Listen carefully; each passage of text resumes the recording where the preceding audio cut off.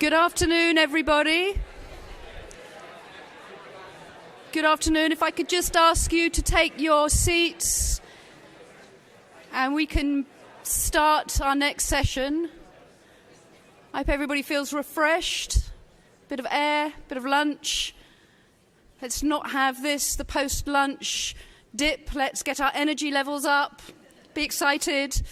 So my name's Claire Mattison, and first can I say how delighted I am to be here and listen to really what such a wonderful set of speakers and talks, and how delighted really the Wellcome Trust is to be part of this field of planetary health, this meeting, and with such a sort of wonderful sort of coalition of people, partners from science, from sort of global agencies, to really think about how we can turn this into something which becomes not just a discussion in this room, but a discussion, I think, perhaps more broadly around the world.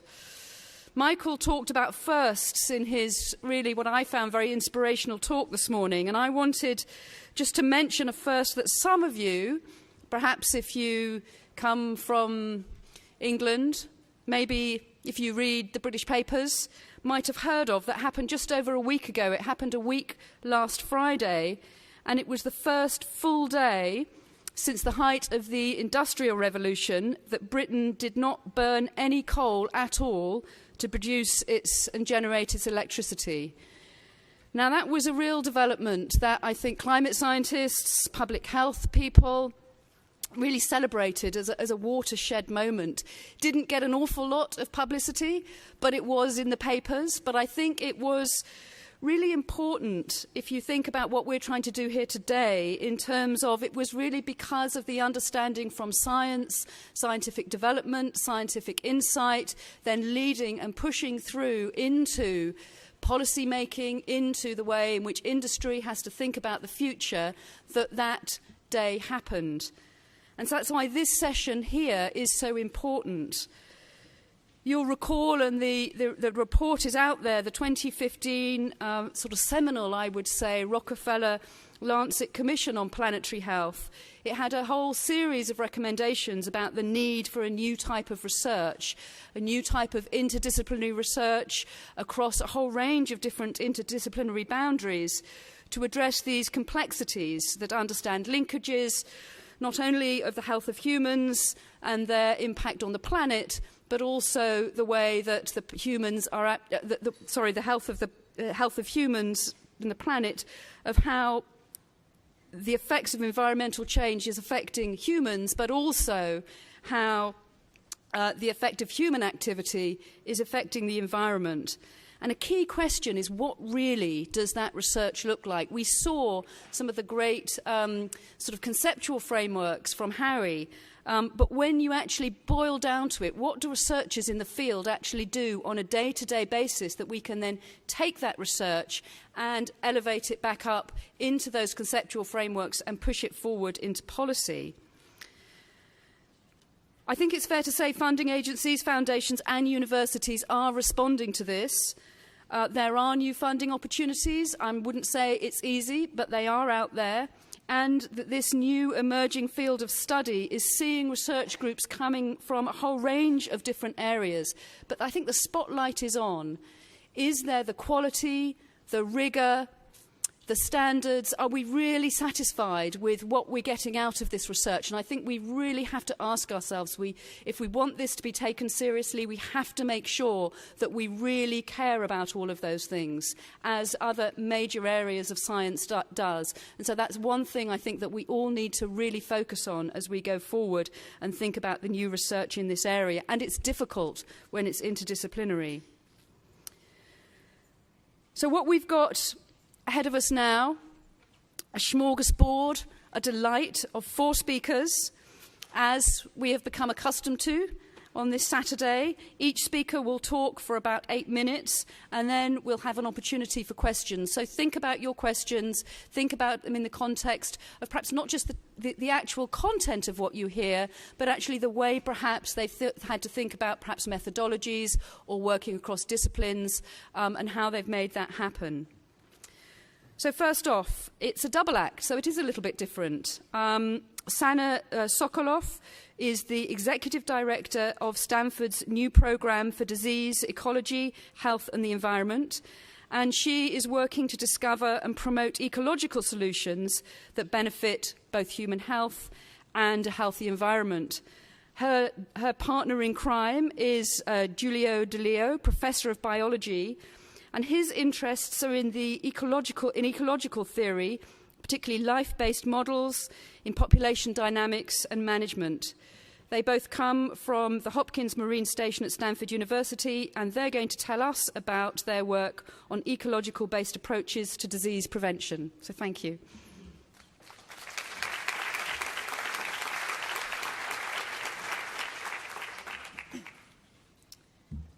Okay. Thank you very much. We're very excited to be here, very energized. Okay. There we go. And we're going to tell you a story today about promoting ecologically based solutions, approaches for preventing disease. And it's a story of dams, snails, and schistosomiasis. And just a quick outline, it's going to be a brief story in 3 parts. First, I'm going to tell you the Senegal story, which is the primary field site where we work. Then I'm going to, in part 2, tell you a little bit about how this story might translate into more, a scaled-up approach or more broad implications. And lastly, Giulio is going to jump in, and you're going to hear his lovely Italian accent telling you about part 3, which is what's next for this research, where are we going to go with it. So part 1, it's a story of lost prawns, which you can see in the background there, and gained disease. And this site is Makadiama in northern Senegal, and it's at a site not unlike this one, where we, a couple of years ago, discovered an ecologically based solution to schistosomiasis. So all of this lovely water and vegetation here, lurking under the surface, is a bunch of aquatic snails harboring a parasite called schistosomiasis, which this village actually has more than 90% of the children are infected. 1/3 of those have actually 2 different species of schistosomiasis lurking in their blood vessels. So what is schistosomiasis? Just a very brief, and why do we care about it? It's a parasitic infection so common that it rivals malaria as one of the most important tropical diseases of the world. It's passed by people through their excreta, and the eggs reach the environment and find particular species of snail hosts, which then release more larvae that are infectious back to us through the water. So all we got to do is wade or bathe in the water. We don't even have to drink it, and we can become infected. It leads to a host of different impacts, including, very severe ones, including death, liver failure, bladder cancer, in chronic long-term infection. There is a drug, and this is almost a magic drug. It's 99% effective, and it does reduce infected people and rid them of their worms, reducing the amount of eggs going into the environment. The problem is that once people go back into the environment, even the very next day, they pick up new worms, and there's this endless treadmill of infection and reinfection. So just jumping ahead to the punchline again, we did a study published 2015 in PNAS here that did show that when we restored prawns to the environment, essentially boiled down to more prawns, meant fewer snails and less disease. Why is that? Essentially what we did was we interrupted that second arm of the life cycle there that was left behind when we only focused on treating human infection. And why do we have to restore this prawn in the first place? This is the Diama Dam, located about 25 kilometers inland in Senegal, built in 1986. And you can see from this satellite composite imagery, the years up in the upper left corner, it will repeat again, that there was massive changes to the ecosystem upstream of the dam being the red bar there. What you can't see from the air is that under the water, there was a lot of species that depended on the connectivity of that river, which was then blocked when the dam came in. So not the least of which is this migratory river prawn that we focused on. So above the dam, after the dam, their populations were essentially extirpated. And then I want to just point out that this prawn is actually distributed all the way from Senegal, it's the northern border, all the way down to Angola, and there are at least 23 other migratory species of prawns. This dark gray shows their distributions, their habitat distributions around the world, and schistosomyces similarly is distributed around the tropics. And you can see that where we work is just the tip of the proverbial iceberg, and we have, and that this process may be going on elsewhere. And so that led us to part two, which is the question of where else. Is this Senegal story unique? Well, we thought perhaps not. So in a nutshell, we used GIS-based mapping of where the prawn distributions are in dark gray again, and where upstream catchments of river systems are blocked by dams. So you can see the Senegal River catchment there in yellow.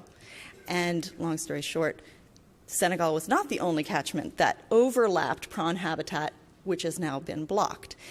So essentially we took disease data from a global repository for schistosomyces over about 70 years and showed that, in fact, in those areas where prawn access was presumably blocked, schistosomyces rose more than in dammed areas outside of those prawn ranges. Dramatically more. So this is probably not just a Senegal story, and that was published not only in this Lancet commission as an abstract, but the full paper just came out last week, so I encourage you guys to check out the details and ask us if you would like to know more. And with that, we reach, so in conclusion, the prawns that I did not mention are absolutely delicious, so we would like to scale this up and have them be a restored fishery there. It would be a win-win-win in terms of health, livelihoods, and ecosystem integrity. It's not a unique story to Senegal, and this is really the great case study for co-benefits, and I'm going to pass to Julio. Fantastic. Thank you very much, Sana. So we finally get to the part three, what's next. So what broader lesson are, we learning from our Senegalese project, and where are we going with this very exciting study and the opportunities that is created? So what you see here, I'm going to answer to this question with three slides. The first one is about the drone picture, there's video of the aquaculture facility that our partner in Senegal, the Espoir pour la Santé Biomedical Research Center, has built with the support of the Grand Challenges Canada, the GATE Foundation, with our support and in coordination with the Aquaculture Agency of Senegal. And this aquaculture facility is aimed to produce the prawns that we need to run our pilot studies and potentially in the next 5-10 years to scale these up and, if possible, basically deploy this intervention to all the lower basin of the Senegal River. And just let me tell the truth, I mean, this is the most challenging part, is to basically getting this wild creature into an economically sustainable commercial operation. It's very difficult, and we are working on all these challenges. The second point is that it's not actually only about prawns. So working in the field there, we learn a lot. And another very interesting aspect is that there is an army of enemies that can deliver potentially the same public health service in controlling the parasites or its intermediate host. And whether there are other freshwater predators, for instance, like the catfish here, or what we call the ecological engineers that are basically those species that might transform the environment by browsing down the vegetation where the snail thrive. And so we are looking at these actively, but this has led also us to broader questions. How can we create innovative ecological intervention that, like in our prawn restoration project, might help to, basically improve the environment and also benefit people. And in order to do that, Sana Sokolov and I launched this program for disease ecology, health, and the environment at Stanford University. And we are actually willing, to involve you all. And after the session is finished, we will be glad to talk more about these specifically. And I want also to give you just a teaser about the first public event as a program for disease ecology, health, and environment. We're going to launch at the end of June in Santa Barbara. It is called Ecological Levers of health, and specifically focus on the area of transmissible, communicable diseases, and more broadly, how we can improve basically the conservation of the integrity of the environment and human health. You are all invited to either come along or to stay connected, stay tuned. This is the website down here where we are going to post also the outcome. We would like to be, to some extent, the Western gathering of the public health, of the planetary health initiatives. And with that, I want to thank you all for your attention, and thanks also all the institution and partners involved here. Thank you very much.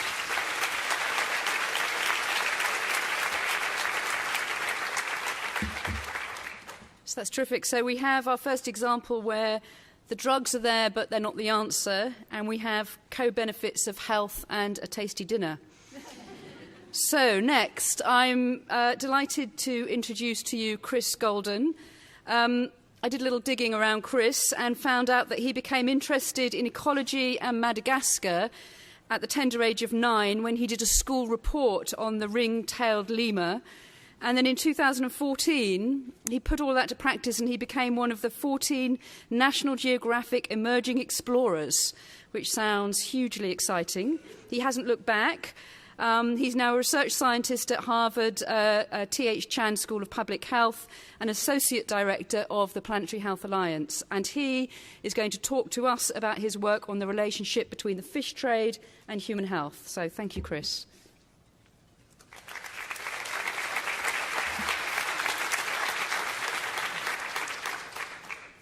Well, I guess I'm following suit with my presentation because it, too, is on co-benefits and tasty dinners. My presentation is on the fallen fish catch and how that threatens human health. This is really the context for which our research program began. Across the globe, climate change, unsustainable fishing practices, pollution are all driving massive declines in fisheries around the world. And what that means is that in the face of this, we really wanted to understand what the human health impacts were of these rapid and massive declines in fish catch. We put together a really interdisciplinary team of scientists from a variety of universities, NGOs, government agencies, etc., to really try to tackle these questions. Our program is called Thetis, which is the Greek goddess of the sea, where we track health and ecosystem transformation in the seas. And we really have an enormous debt of gratitude to the Wellcome Trust for funding this venture. A very basic schemata of how we are looking at this research was to merge existing mega databases that connected fisheries catch data to economic trade data to nutritional data so that we could model the impacts of fish declines on human nutrition. So we're really going from declining fish catch, how people are forced into some forms of alternative foods, how this then leads into forms of dietary change, predisposing certain subpopulations to nutritional vulnerability, and then what the human response is. Does it involve technological innovation with things like aquaculture and mariculture? Does it lead us to have increasing improvements in fisheries management or marine conservation? What are those next steps to then change this cycle? So to focus on declining fish catch, we've been collaborating and heavily reliant on folks at the University of British Columbia, including Dirk Zeller, Vicky Lam, and William Chung, where they have launched the Sea Around Us project, which was a 15-year research program to reconstruct fish catch in every nation, in every coastal nation around the world. So this database really facilitated our ability to understand trajectories in fish catch and what that looked like in different parts of the globe. What you see here visualized is the change in maximum fish catch potential that is driven by sea temperature. So William and Vicky have led this relatively complicated bioeconomic model, which I will not go into today, that highlights how changes in sea temperature specifically will lead to fish populations migrating poleward away from the tropical equatorial belt into temperate regions, increasing fish catch in some areas while reducing fish catch in more vulnerable areas. And this again goes back to what we've been talking about this morning on issues of equity and intergenerational justice. As a public health specialist, when I look at this map, and if you erase the title, I see a map of food insecurity, where we would be most concerned about malnutrition and micronutrient insufficiencies. This is really perfectly overlaid with where we're anticipating the most rapid declines in fish catch. So it's really this perfect storm of declining fish, increasing temperatures, inability to kind of adapt to climate change and an increasing risk of malnutrition. So what do people move to when they lose access to fish? The kind of basic answer to that is that it doesn't really matter. Fish is nature's superfood. This is borrowed from World Fish, where they call it nature's superfood. And one of the things that our group is really trying to say is that the reason why fish and other animal source foods are important really has little to do with protein. It's really these micronutrients that they deliver. It's the vitamin A, the vitamin B12, the iron, the zinc, etc., that are very uniquely positioned within certain types of animal source foods to provide nutrition to people who don't have access to vitamins, supplements, fortified foods, biofortified foods.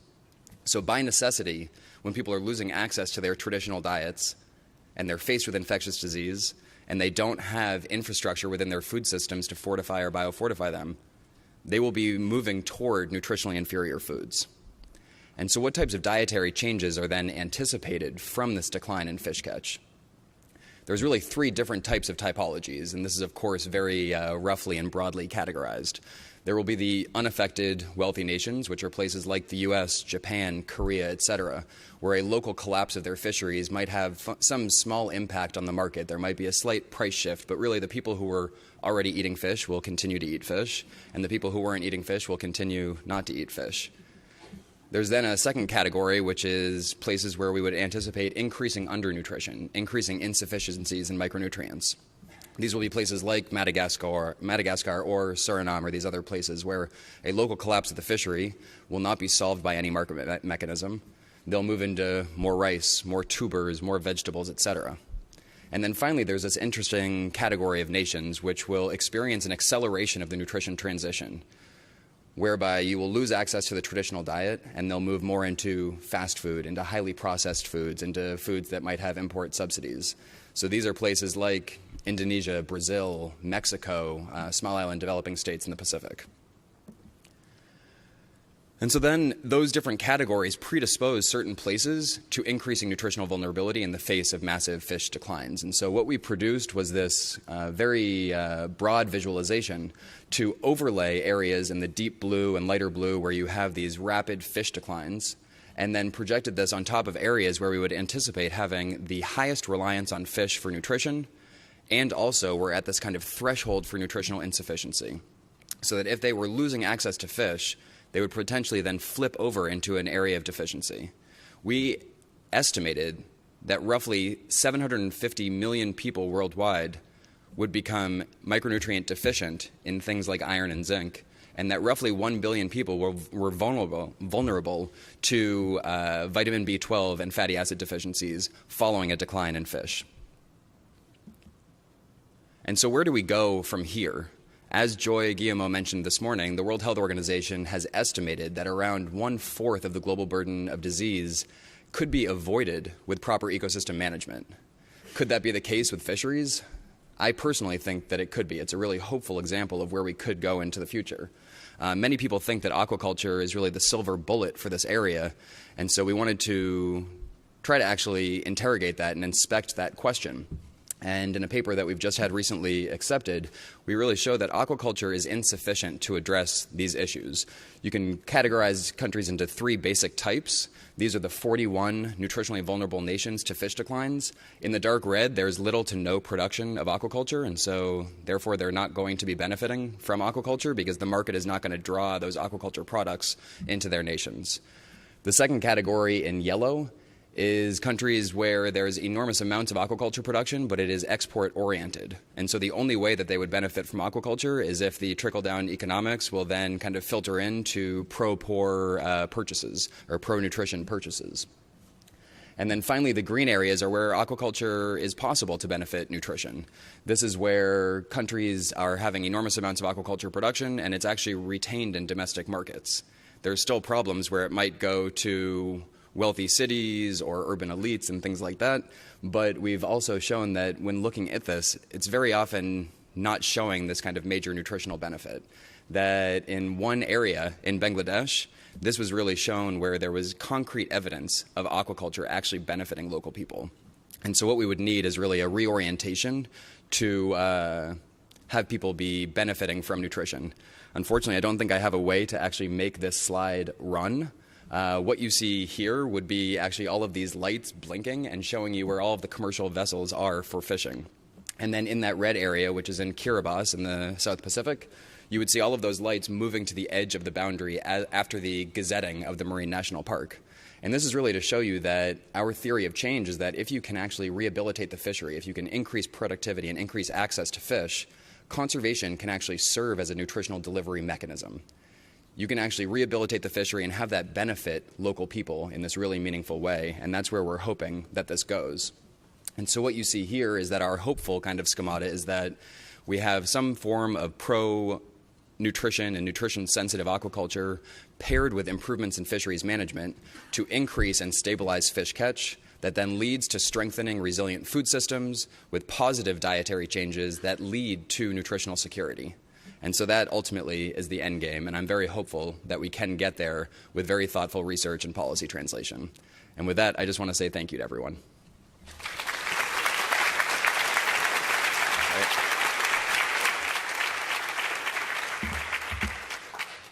Thank you, and it's really wonderful to hear, I think, work that's looking at about the oceans and the sort of fish in the oceans, because often I think when food is discussed, often it's discussed in the context of land and land use, and actually we don't talk about the oceans enough.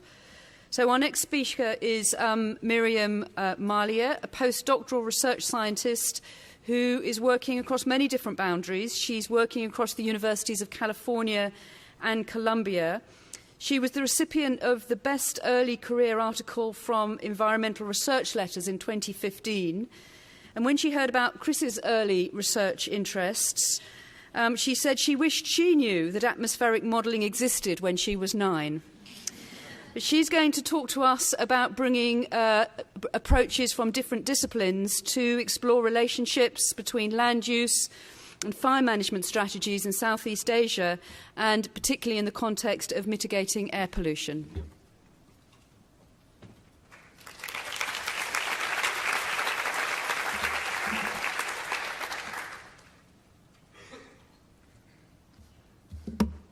Well, thank you for having me here today. I will be discussing our work developing a scientific tool to address severe haze in equatorial Asia. Before I begin, I would like to acknowledge the interdisciplinary team who I've been working with for more than 5 years now, as well as our funding sources. So I'd like to get started with a little context into why looking at fires and air pollution is an important public health topic. In the fall of 2015, Indonesia experienced an intense fire event that spread haze across Indonesia and much of the surrounding region. And while these events occur every few years, depending on drought conditions, 2015 was one of the largest in recent decades. Emissions from fires were on par with annual fossil fuel emissions from countries like Japan and India. And I have here a sample of some of the headlines that were in the news during the event so that you can get a sense of just how disruptive the fires were. So what is the connection between fire emissions and public health? Well, equatorial Asia is a somewhat unique situation because population centers are located close to where the burning occurs. And this plot is showing some of the different factors that we need to consider when we're looking at the impact of fires on health. First, we need to look at the spatial distribution of fire emissions that's shown in the red shades. Second, where emissions are transported in the atmosphere, that's shown in the gray arrows. And third, who's exposed, and our cities in the region greater than 1 million people are shown in the black circles. And I wanted to start with this because it really gives some motivation behind using an atmospheric model as our team did. You can readily see from looking at the figure how different areas will be sensitive to burning in different locations. Our project goals consisted of 3 basic steps. First, we looked to quantify past relationships between land management, fires, and population-level exposure, as well as health impacts. Second, we looked to build on this and estimate multiple future projections of land use and fires. And third, what we're actively working on now is to combine these two components and develop an online tool so that users can rapidly evaluate the public health implications of potential land management policies. So our basic modeling framework consists of 4 steps, with people from our interdisciplinary team really coming together to connect all of these different components. The first step is to figure out the land use and land cover distribution. We're particularly interested in where deforestation has occurred, and we use satellite data in order to monitor this. Our second step is to look at the connection between land management and fires and how this changes over space and time. Our third step is to take these fire emissions and figure out where they are transported in the atmosphere. For this, we use the adjoint of the GEOS-CHEM chemical transport model. And fourth, we evaluate exposure with the output from our atmospheric model. And we're interested in impacts across Indonesia, Singapore, and Malaysia. So our first step is to look at the land use and land cover change distribution. And by using remote sensing data combined with on-the-ground surveys, we can characterize the land surface among a number of different dimensions that I have here. First, according to land cover, so we can look at where are forests and what has been cleared. Second, according to land use, we've highlighted in the red and purple shades where different types of plantations are located. And third, according to land form, the plot on the bottom right is showing the distribution of fuel-rich peatlands, which we care about because they have a high fire emissions potential. Our second step is to look at the relationships between fire emissions and land use and land cover change, which we do with MODIS satellite active fire detections. And this plot is relating the land use maps that you saw on the previous slide with MODIS data. So we're breaking apart where the fires are coming from, both by land cover and by year. And the two main things that I'd like you to take away are, first, we see most of the fires coming in previously deforested areas, in these non-forested and tree plantation mosaics, rather than at an active deforestation front. And second, we see strong interannual variability. Over this 5-year period, most of the emissions were coming in 2006.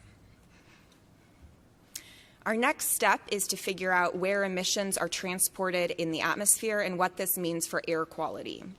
And for this, we use a powerful tool known as the adjoint of the GEOS-CHEM chemical transport model. And what the adjoint model does is characterize the spatial sensitivities of different receptor locations to where burning occurs. Now, a receptor can be either a city or a population-weighted region, as I'm showing in this example here. And to focus on one, if you look at the bottom panel for Singapore, the darker red shades show where Singapore will be more sensitive to burning. We see that if fires were to occur on the eastern coast of Sumatra or the southern coast of Kalimantan, air quality will be particularly hard hit.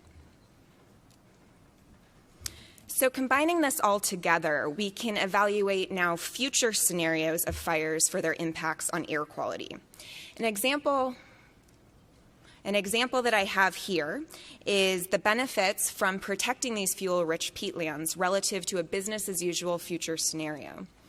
So the columns on the left are showing cumulative emissions out to 2030 for business as usual versus protecting peatlands from fires. And the right 3 columns are showing the contributions of individual grid cells to particulate matter concentrations at 3 receptors. And we found that by implementing this policy, we could reduce PM 2.5 concentrations by 40 to 70%. And what we're currently working on now is including these results in an online tool so that users can evaluate for their own scenarios what the public health implications will be. So we'll offer a baseline business as usual scenario, as you saw on the previous slide, but then users can explore the impacts on health from turning off fires in specific areas associated with potential policies. So to wrap up our primary findings, first, our remote sensing-based analysis has really highlighted the importance of peatland areas and non-forested areas in contributing to fire emissions, which is critical as we start to develop and think about conservation strategies going forward. Second, we've developed a new scientific modeling tool that has multiple applications, and it's very unique in the ability of the adjoint model to both rapidly assess multiple emission scenarios and to detail the spatial contributions of individual locations to air quality impacts. And this isn't possible with traditional forward models. And third, in terms of policy recommendations, regional partners can use our results in the online tool that we hope to finish within the next few months to target the most important areas to protect for their community's health. And this is really critical because the areas with the highest fire emissions don't always correspond to the areas with the largest health impacts. So with that, I will thank you for your time, and I look forward to our discussions.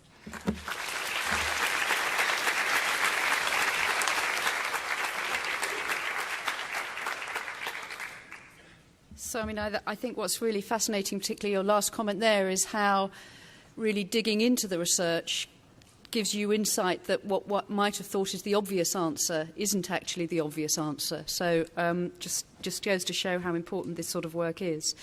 So our final speaker, and then it's going to be over to you for questions, is Paul Wilkinson, Professor of Environmental Epidemiology at the London School of Hygiene and Tropical Medicine. Now, Paul, I think we could say, is perhaps one of life's true interdisciplinary people. He started out in physics. He then became a medic. He then did epidemiological research at the UK National Heart and Lung Institute. And now, with all of this expertise in his back pocket, he focuses his work on the health impacts of global environmental change. So we are lucky to hear him talk to us about how planetary health can be applied to the concept of sustainable urban environments. Paul.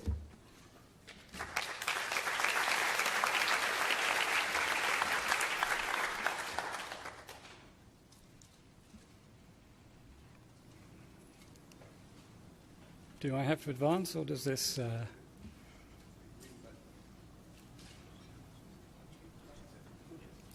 Good.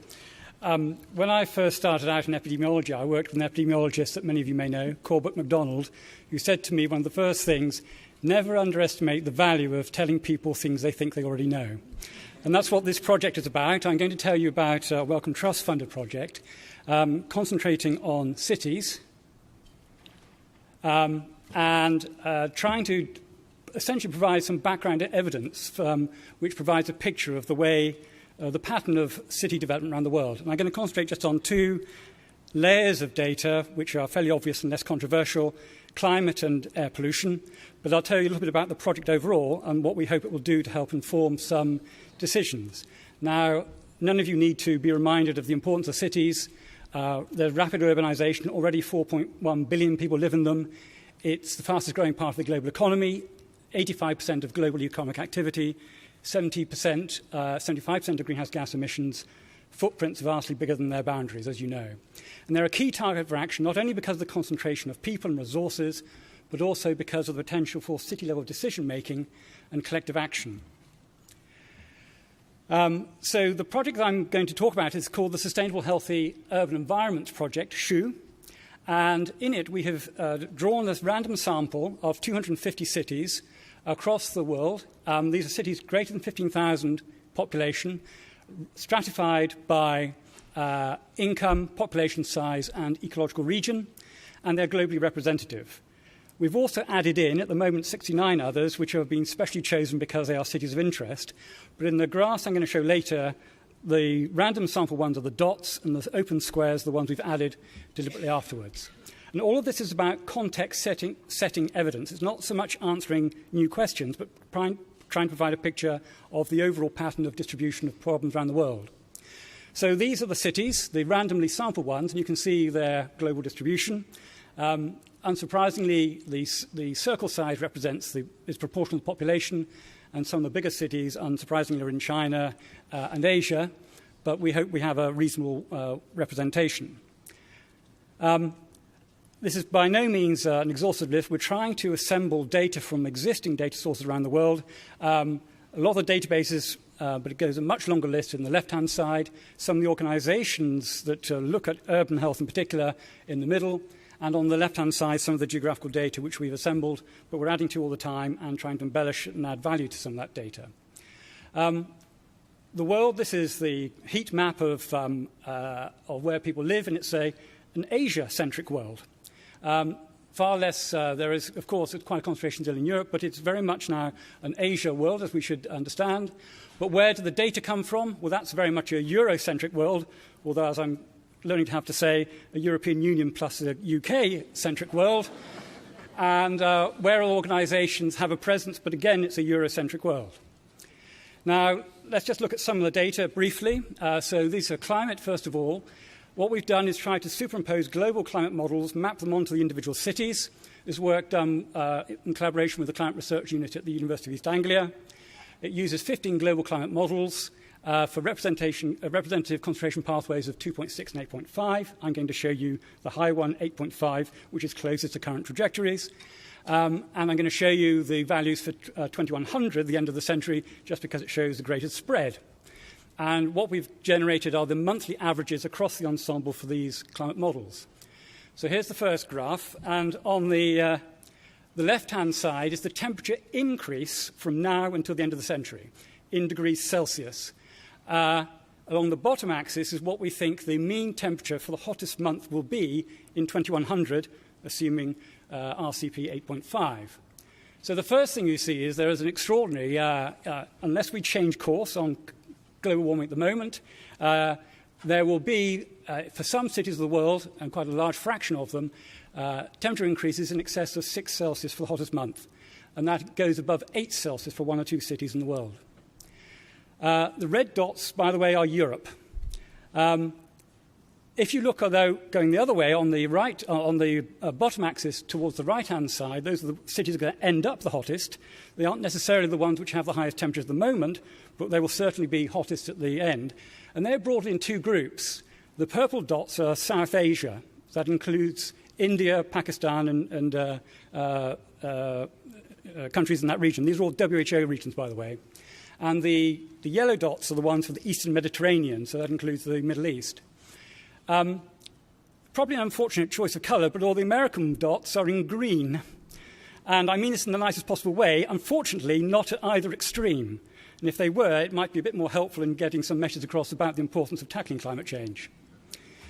If you look at those who are going to be hottest, unsurprisingly, as I've mentioned already, there are the ones in South Asia, which are problematic, and some of those in the Middle East. But those in the Middle East, as indeed you see there Fort Worth, probably you'd make the conclusion that they could live in a glass bubble and protect themselves against some of the excesses of climate change, the irony being that glass bubble is probably built on oil wealth. If you look at that in relation to their GDP, of course, unsurprisingly, the South Asian ones are the poorest, so we've got GDP per capita on the bottom axis. What about air pollution? This is drawn from the WHO database, and I'm going to show you only the data for 2016 and for PM 2.5, mapped onto the 250 cities in the SHU database. And here is the concentration against the GDP per capita. You can see, of course, those with the very highest concentrations, maybe 5 to 10 times those of a typical European city, for example, are those, again, in Southeast Asia in particular, but also Chinese cities and so on. The outliers are those, Daman is Saudi Arabia, Doha is Qatar. Those are cities, oil wealth cities as well. But of course, a lot of their particle concentration is probably related to sand as well. So it's not all down to petroleum burning. This is just to make the point that air pollution levels are very much interconnected. I'm sorry it's not so easy to read, but what we're trying to demonstrate here is that the concentration of pollution in any cities is dependent not only on your own emissions, but also those of the cities surrounding you. It's an interconnected world, and you cannot tackle the problem alone. And my last slide of the last graph here, overlays the hottest month in the future against the PM, to emphasise, lastly again, the vulnerability in particular of Southeast Asia, which seems to me as a key target. Poor, very likely to experience very uncomfortable temperatures. Remember that 37 Celsius or thereabouts, temperatures above that, this is for a monthly mean, a monthly average, that's going to be above body temperature. And they are also the ones with the very highest concentrations of pollution. So in conclusion, we hope the SHU database is aimed at providing data on a representative sample of cities. And despite constraints on its data quality, we hope it provides increasingly refined assessments of environmental parameters in terms of their variation, which we hope will inform some policy discussions. Thank you very much.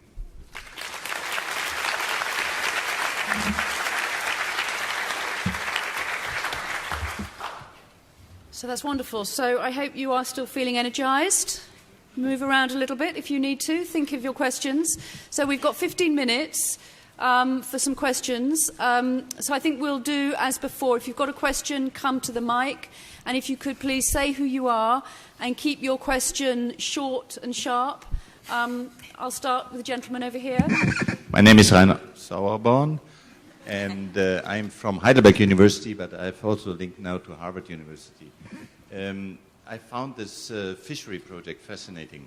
My quick question is it because the oceans are too hot, too sour, or too warm? What is the driving force behind this decrease in fishery, apart from overfishing? Okay, we're going to get one more question. So, Chris, you can be thinking of your answer, and then we'll take those two together. Hi, my name is Yvonne Sokolar, and I'm a graduate student at Tufts University here. And after some lovely international presentations, my question focuses a little more on the U.S., actually. But I'm wondering, with the change in political climate over the past couple of months, I've been thinking a lot about scientific communication in this age of alternative facts. And I think that we've seen that government agents are relying a lot more on feelings and intuitions when they make policy decisions. And yeah, as a group of people who clearly believe pretty heartily in the scientific method and whose work has vast political and policy implications, I'm just wondering what you think about how acceptable it is to engage in that language of intuition and feeling when talking with policymakers, and if and how you can do that without compromising the scientific legitimacy of the facts you're talking about. Okay, so Chris, do you want to kick off, and then others Sure. may want to think about their response to that second question? Yeah, thank you for your question, and sorry that I had to breeze through so much of what we've done in a short amount of time, but the focus of that model was really on sea temperature. And so ocean acidification, coral bleaching, all of those things are going to be deeply implicated in driving similar trajectories with the fish declines, but that model was looking very specifically at the role of sea temperature rise on the entire ecological community within the marine system. So it does include all of the biological interactions between phytoplankton to herbivorous fish all the way up the food chain. And it's really estimating, even in a place like British Columbia, which is far removed from the equatorial belt, that many fish species on average will be migrating poleward at a rate of around 10 to 18 kilometers per decade. So even at a place like that, it's still happening at that type of speed. But the data available and the models are not adequate to do that with ocean acidification quite yet. And one of the things that we're hoping to do is to look at this specifically with coral bleaching data moving into the future. So the second question was really, I think if I'm paraphrasing, in a world of alternative facts, not a complete world, I hope, of alternative facts, what do you think about talking about your research in terms which perhaps has to press sort of emotional buttons rather than using data, given all of your studies very, very data-driven? What do you feel about that? Are you comfortable with that? Perhaps I'm adding some of my own questions in there. And what's the way forward with this sort of research? But perhaps just thoughts and comments from all of you. Who's going to start? I'm getting pointed to, so I guess I'll start. I'm probably not the perfect person to discuss this, but I think that there is going to be an increasing role of the importance of storytelling and narratives around research. I think that democratizing science and having these decision support tools like we are trying to create and that Miriam demonstrated in her actual presentation are going to be really important so people can see things for themselves. They can manipulate the tool, they can understand the way that the data works and the model works, and simplifying our messages. We can't maintain this very narrow focus on kind of the egghead ivory tower community. We really need to figure out ways of disseminating this information broadly in an accessible way.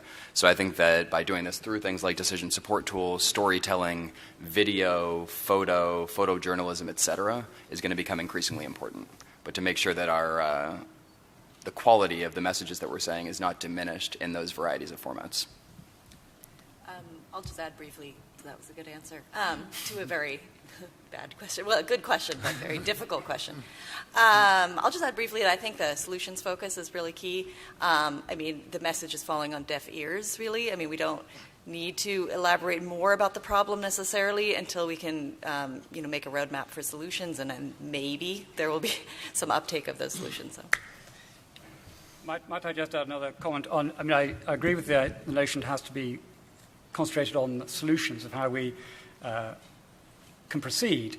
But I think there's also an issue that we know already most of the elements. Most of the story is not very complicated, and that is simply we are overusing natural resources and overexploiting them, and that we have to find a way of doing that less.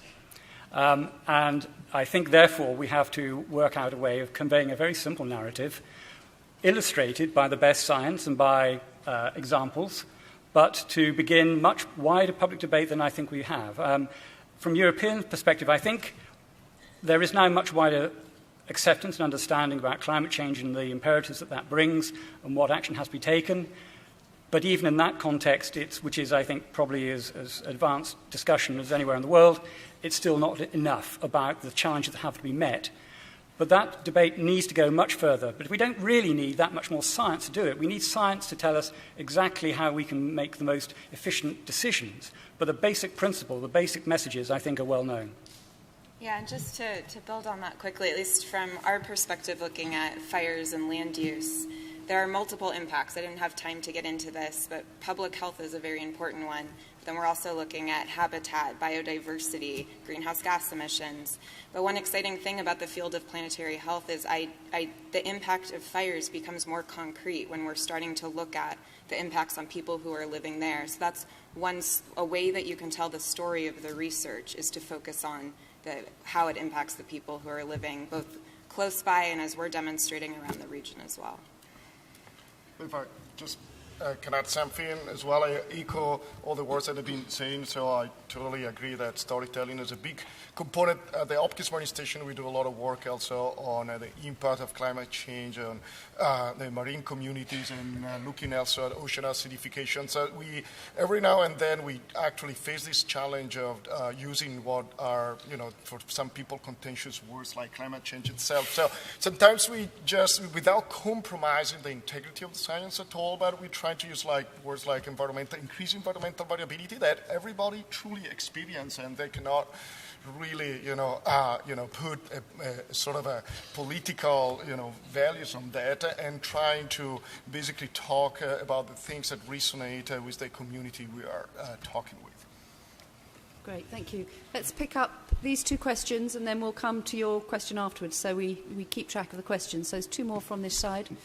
Good afternoon. Jabron Mankas, Johns Hopkins School of Nursing. I'm a graduate student there. My question is, in the Planetary Health Alliance has talked about this as transdisciplinary, and I think that is really valuable to kind of think that way because it is paradigm changing rather than what has been referred to most of the day about multiple disciplinary and interdisciplinary, and I think I just want to see or hear if how people visualize transdisciplinary bringing in their work. Daphne Miller, UCSF and UC Berkeley, and I'm a practicing family physician and also a specialist in food systems. And first of all, I want to say thank you. This panel was really fascinating and exciting. Throughout the day, we've heard about the environment and human health, and the arrow tends to go one way in terms of how the environment is impacting human health. And I'm wondering if any of you could speak to research that's going on that's looking at the arrow going the other way, and what happens when we change the quality of our public health, how do we interact with the environment, and how that then changes environmental health. Thank you. So two great questions there. Who wants to kick off? I could begin, perhaps. On the question of transdisciplinarity, I think in my own group over the last 15 years or so, we've increasingly tried to bring together different groups. I must say I think there is no substitute for building very long-term relationships across lots of disciplinary areas. So this isn't simply to collaborate, to find a group that you can work with just for one or two projects. It's about trying to build up groups which have representation from a wide variety of disciplinary areas, for whom you can begin to understand the language that the other speaks, and then can develop properly integrated science. That is not the norm. That is not the way a lot of academic rewards are placed, but I think it's a model we need to develop more and more. With regard to the question about the impact of ourselves on the environment, it seems to me that's really a core aspect of so much that we're trying to do, and really goes to the heart of, I'm not going to talk about any scientific examples of them. There are many, I know, but I want to just make a comment on the principle of it. And it seems to me that we somehow have to, again, address a quite fundamental question for us all, and that is the way in which we learn to value the resources around us, the natural resources around us. It's kind of intriguing that still, even in our own work, and I no doubt of the value of it, we talk in terms of the economic impact and make the case that if we only looked at trying to address climate change and these other things, there would be an economic benefit to it. Well, so there might be, but I think we have to probably even to start changing the question of what that benefit should be. And still to measure it in economic terms only is not necessarily the thing that's going to deliver us the best for the future. So it's not exactly the answer to the question, but it is simply a plea that we need to, I think, reinterpret some of the values and things that we give value to in terms of relationship between ourselves and the rest of the planet. Just want to make one mention to the second question here. Someone I feel very privileged to call a colleague and friend who's in the audience over there, Katie Fiorella, just had a publication that came out in PNAS 2 weeks ago that looked at how increasing rates of disease within Lake Vic in Kenya drove increasing environmental destruction with regard to the fisheries there. And it was this kind of coincidence, and I'm going to paraphrase this horribly, of increasing disease and kind of increasing desperation of who can take care of who in the household, and how do you deal with kind of financial despair when those types of diseases arise, and then you can no longer take into consideration these things that then become almost extraneous. So when you have a healthier population, you can have that extra bandwidth to care for the environment and to care for your family, whereas when you don't have that luxury, you are forced into the most efficient way forward. And you very much think on a time scale that is tomorrow rather than the next generation. And so I think that type of research certainly has been underrepresented within this field, but I think that it's also a bit more difficult to study in terms of causation and that kind of cyclical relationship. But you can find her at the poster session and discuss. So before anyone else answers, you can still hold on to those questions if you want, but we've got 2 more questions. So I want to get those questions in case they were questions you would be happier with. So if you can, as quick as you can with your questions, and then we can use our last 3 minutes well. Chris, one clarification I need. You are talking about the total fish or... Yeah, I'm talking about marine wild capture fish. Yeah. So we have analyzed 10 years data for the East Coast and West Coast of the United States. And what I found that there are some fish species, they are disappearing. Okay. So when you are talking about the total fish... We need a quick question. So, I do agree that the fish is very sensitive to the sea surface temperature and also the chlorophyll concentration. Okay, and our last question? My name is Miheso Barbara, a research scientist from the Kenya Medical Research Institute. Thank you very much for the lovely presentations. My question is with regards to schistosomiasis, because it's a great problem in Kenya. And we know there are some scientists who are using crayfish to control the snails. And you mentioned about the natural enemies. So which of these natural enemies are most efficient in controlling the snails? And getting rid of the snails, how does that affect the ecosystem? Thank you. I guess, yeah, that's a directed test. So we'll jump right in. Unless you guys want to jump. No, great questions. Essentially, I guess the most broad answer to that, and the quickest one, is that there's no one-size-fits-all solution when biology and ecology are involved. That doesn't preclude us from asking the difficult questions and integrating the data from the environmental or ecological components of transmission and harnessing that into solutions appropriate to each place. And with regard to, and so where crayfish are, horribly invasive, we might avoid them. Where maybe they're not, perhaps in certain managed ecosystems, ponds or fish farms or something, maybe they could be useful. Anyhow, it needs to be tailored to the ecological situation. With regards to the snail, the best case study in the history of schistosomiasis control is Japan, who has eliminated completely, basically eradicated the disease. And they have the snail now on the endangered species list, but it is not gone. So that is, with all hands on deck and, extremely big approach, good economy, and all those things, they still couldn't eradicate the snail. We're not worried about the snails disappearing, to be honest. But what we do is we need to get them down back to the levels they were when the environment was not impacted as heavily with human disturbance, and we need to get them below a critical community size such that transmission is interrupted. And I think that's a valid goal and a good balance to that. Okay, is there anyone else on the panel that would like to just address any of the other points that have been raised in our last minus 38 seconds?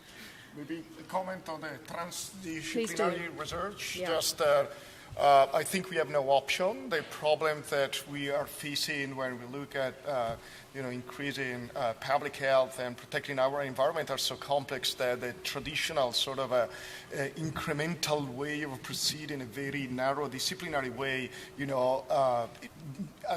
it's very relevant, but might not be sufficient. And we believe that these type of creative solutions might come out by really bringing people from different, perspective, culture, and experience and disciplines together. Even in our project in Senegal, we have about 20 different scientists involved from 9 countries, 5 languages, and 4 continents, and we're trying to get the best for any specific aspect related to prawn aquaculture, to malacology, and to the social science aspect. And that's, present different type of challenges, how to get all these people together, even at the same time, around the world, and talking, a similar language. So I totally echo your word to say this actually requires time to build up a trusting relationship and working together to solve the problem.